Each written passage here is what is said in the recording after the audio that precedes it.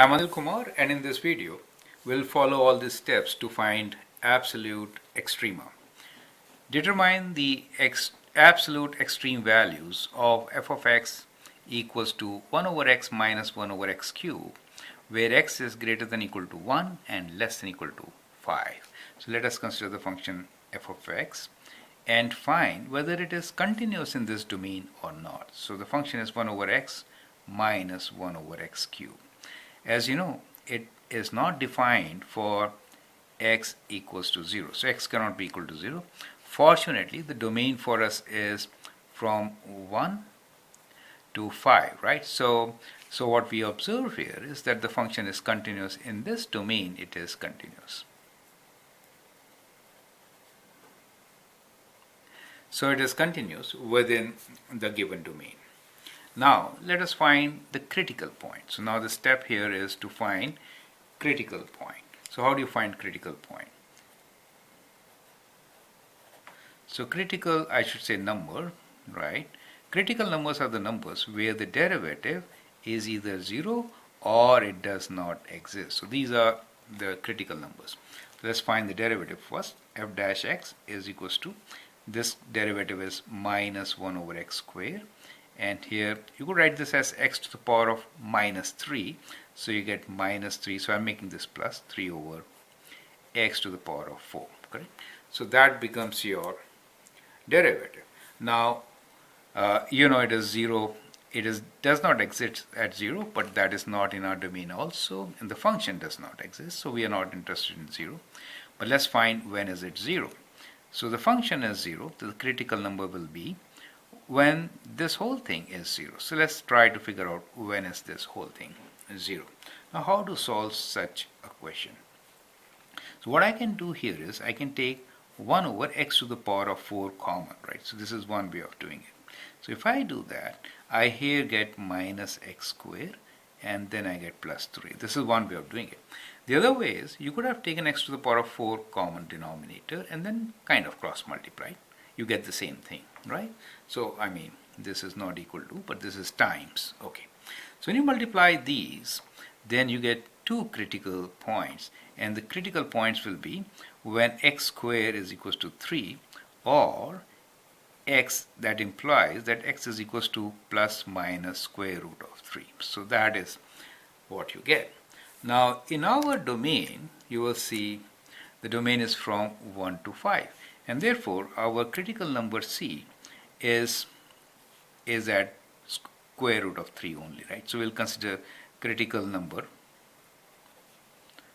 as x equals to square root of 3, right? Since minus 3 is not in our domain, right? So we have done the first step where we know the function is continuous in the given domain. So that was the first step. Second step is find the critical number.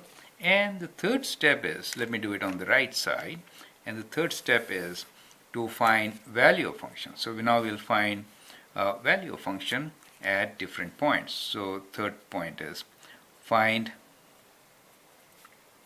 f of a, which is lower limit, 1 in this case, let me write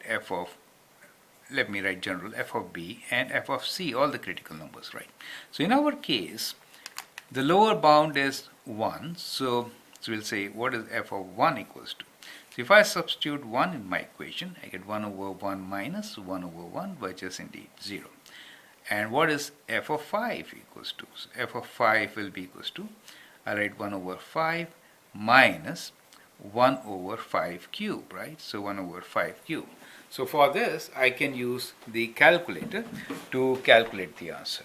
Use the calculator. So we have 1 divided by 5 minus divided by 5 cubed. So we could use 0.192, right? So that is what you get at 5. We need to also find the value of the function at square root 3, right? So square root 3, so let's put 1 over square root 3 minus 1 over square root 3. Okay, we'll write like this. So that is what it is, right? So square root 3 cube. Let's calculate this answer also, which is 1 divided by square root 3, let's say equals to minus 1 divided by, within brackets, square root 3, and then we'll cube it. So cube, bracket close, equals to. So that gives us the answer 0.38. Okay, so let that be the answer. So these are the three values which you get, right? So out of these, you have to compare which one is the maximum, which one is the minimum, right? Now, out of these, we know that the minimum value is 0. So that becomes our absolute minimum, right? So this is absolute minimum. And that becomes our absolute maximum. Do you see that? So the minimum value of the function is 0. The maximum is at 0.38. Minimum occurs at x equals to 1. Maximum occurs at x equals to square root of 3. Right? So that is our answer. So we say our answer is maximum is at square root 3, 0.38, and minimum is at 1, the value is 0, right? So at 1, the value is 0 in the defined domain, right? So that is how you should be answering this question.